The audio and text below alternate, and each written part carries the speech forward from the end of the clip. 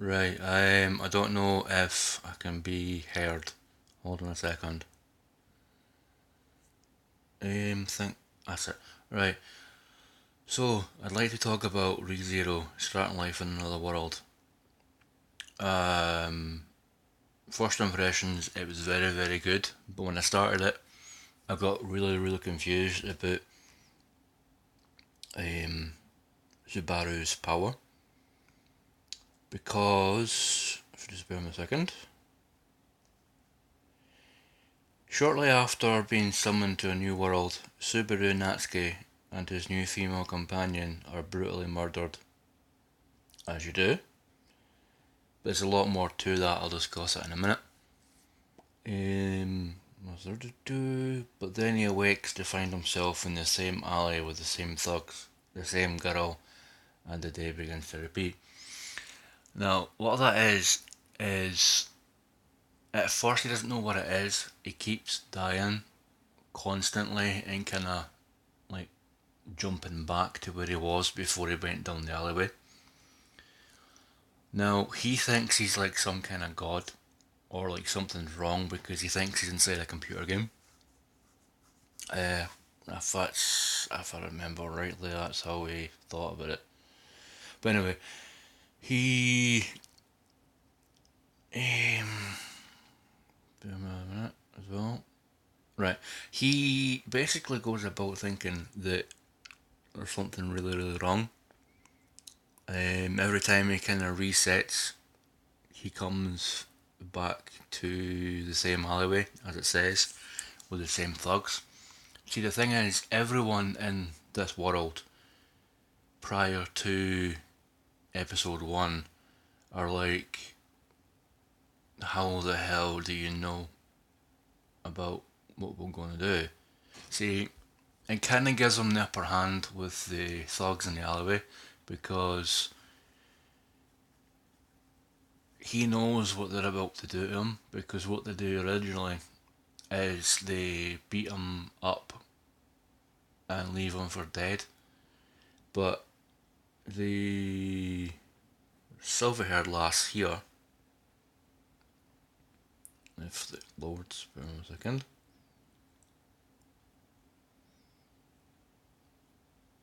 The silver haired lass here, Amelia, or Mealy as they call her, she is someone of importance. She is a half elf girl, obviously, because you can tell from the pointed ears and the purple eyes and the way she's dressed. She saves them, but then every time he resets after that, he tries to. How can I put it? He tries to uh, say who he is to her, but he forgets that every time he resets, everyone that knew him immediately forgets him. He is obviously heartbroken by this because he's like completely in like a different world, and he's thinking, I'm completely alone. In the early parts of the series, he meets a lass called Felt. That's right there. She obviously is a thief, and she's stolen this badge like thing off of Amelia. Now, what this thing is, this badge thing, is it's kind of like a letter of recommendation that we have in this world, but in their world, it's like a badge of honor kind of thing that plays into the story later on. She is selling this thing to make money, obviously, for her and the old man. Now, the old man, this guy here on the right, they are obviously fascinated by Subaru's mobile phone, and they call it a meteorite, which is a magical item in our world. And they obviously are like, he says that this is a device that can freeze you in time, but obviously it's not a lie, but it's technically a creative truth. As you can see, all the way through all these resets, Subaru, he it takes a toll on the poor guy, as you can see. He gains friends and he loses them just as soon as he makes them. The reason I say that like that is because he doesn't realise what's happening until he says he figures out what's happening to him. Now, the ability that he's got is called Return by Death. And obviously I was so into that anime that's the reason why I paused there, because the ramifications of saying that ability name in that world did bad things to people that were around Subaru.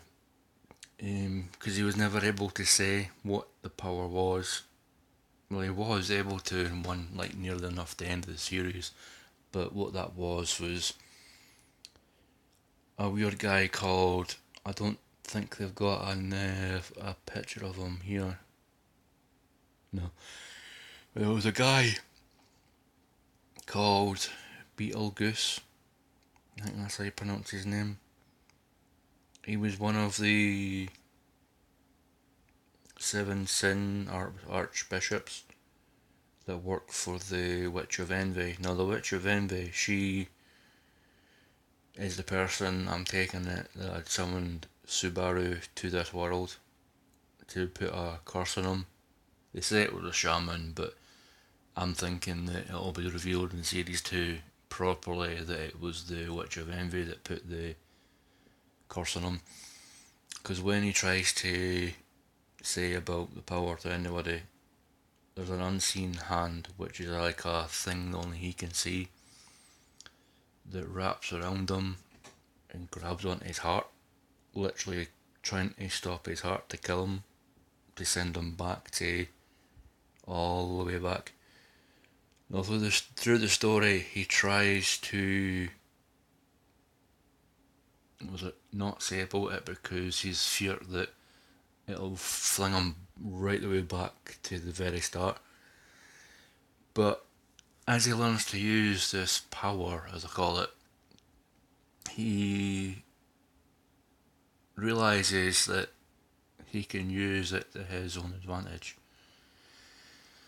He makes a lot of friends in a lot of high places after the royal selection ceremony. Obviously where he meets all these other lords and ladies from around the country. I mean, you've got the screen-haired lassie, she turns out to be a very good ally for Subaru, because there's a big battle near the end against a creature called the White Whale.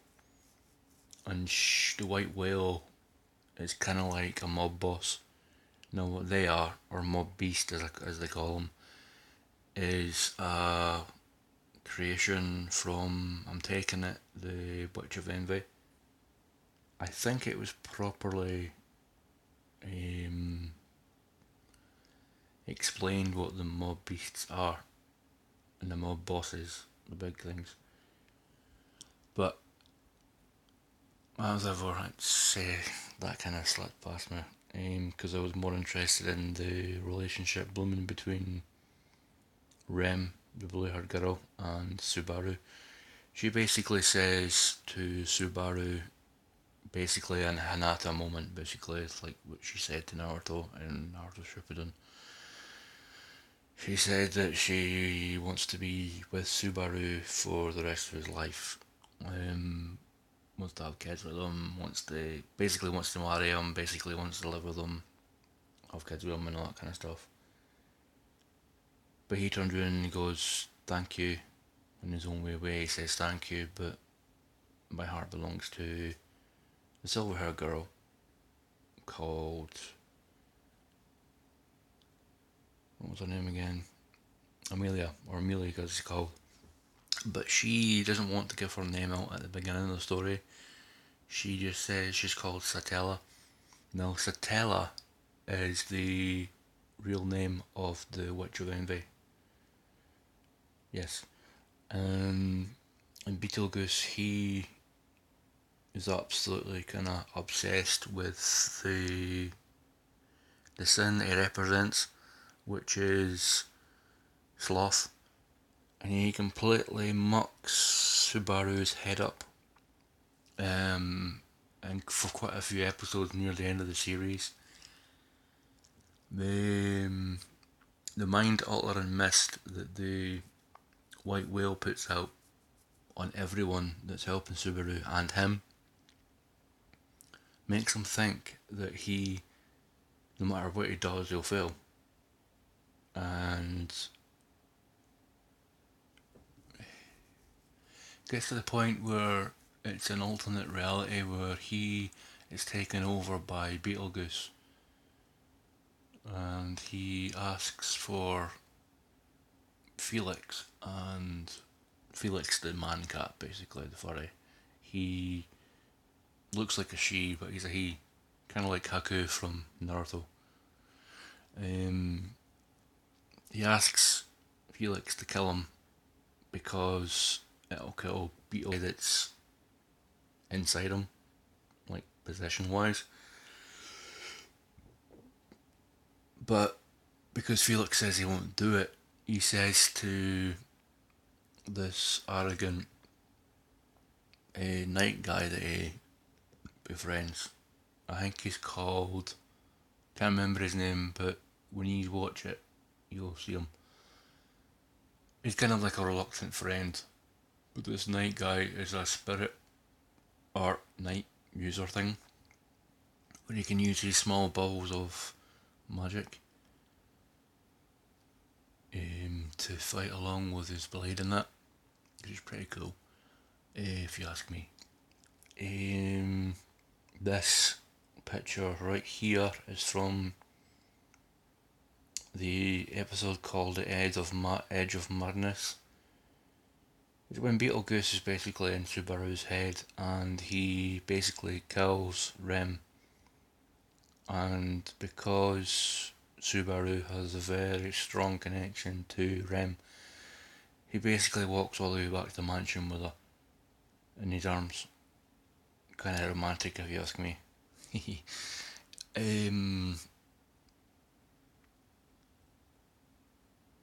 But also near the end of this episode that is pictured here, we see a giant mob beast coming out of the top of the mansion.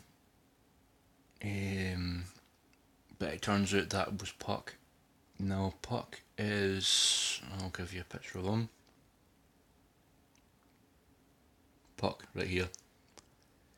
He is a spirit that hangs about with Amelia and protects her.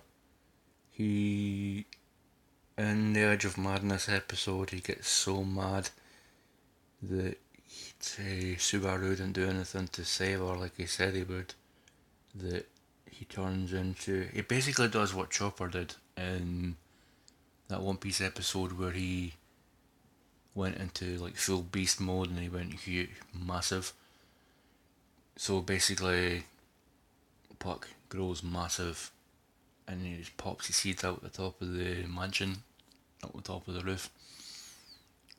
And he basically turns around and kills Subaru and basically says, you brought the white whale here. You have done nothing but think about yourself. And now Subaru, obviously that's the first bad guy that you dealt with. She killed him repeatedly before he knew about his power, and then he found out about his power. Obviously there he's realising he's going to die and he's like, how can this happen if it's a game? And it's not a game, it's reality. He does try and sweet talk her in this scene that I've got on the screen now, but it doesn't work because it still happens. And felt obviously. She's like, how do you know about this, that, and the next thing? This is one of the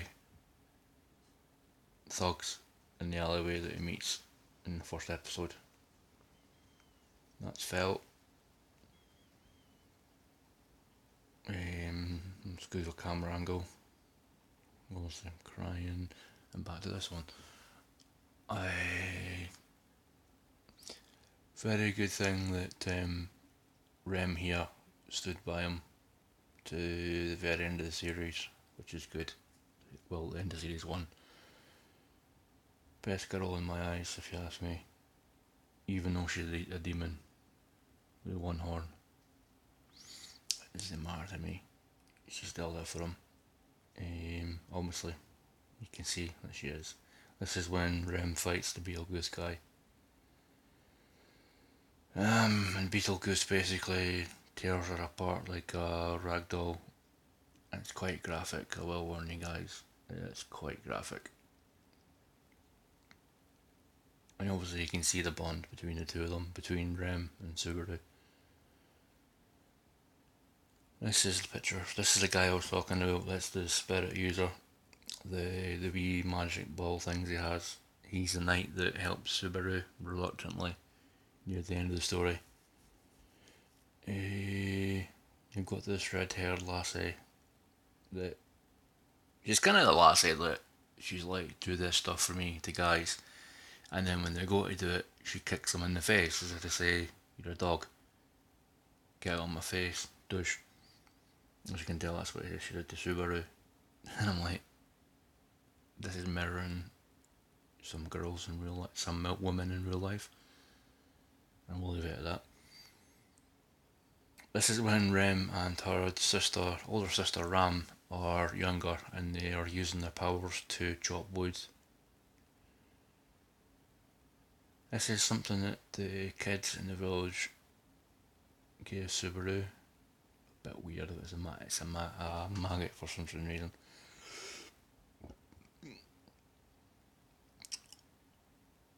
I can't remember this person's name, but she is the owner of the. Oh, she's bound by a spell to the library in the mansion that Subaru wakes up in. It's quite funny that she knows about the power that Subaru's got, and she tries and helps them figure out how to work it and like get rid of it. They get rid of it, but when he goes into the forest, he gets bitten by all those mob beast dog things. Thus putting more of the curse on him, kind of like the curse mark that Orochimaru put on Sasuke. And she, the little pink-haired lolly, she keeps saying the word, I suppose. It gets annoying after a while, but it's funny. Yeah, Ram and Rem, Amelia, Reinhardt, one of the. He is one of the knights that helps Subaru in the alleyway after one of the resets where he doesn't meet Satella / Amelia again. This was before he was summoned to the world that he's in now. He obviously wasted his life, because he had nothing to do. And this is him coming back with groceries from the grocery store. But obviously he didn't make a home with the groceries. He took the groceries from this world into the other world. And this is one of the OVAs that I'm going to watch soon. Very bright and very colourful, as you can see, so I'm looking forward to watching it. These are Beetlejuice's followers. Are buggers. They're very, very good, but they're called fingers. Basically, when Subaru thinks that he has killed Beetlejuice, Beetlejuice puts himself into these fingers so that he can jump about and keep going after Subaru. This is a merchant guy that he meets that is useless, but he still does his job. Gives Subaru a ride whenever he needs a ride in this guy's garage.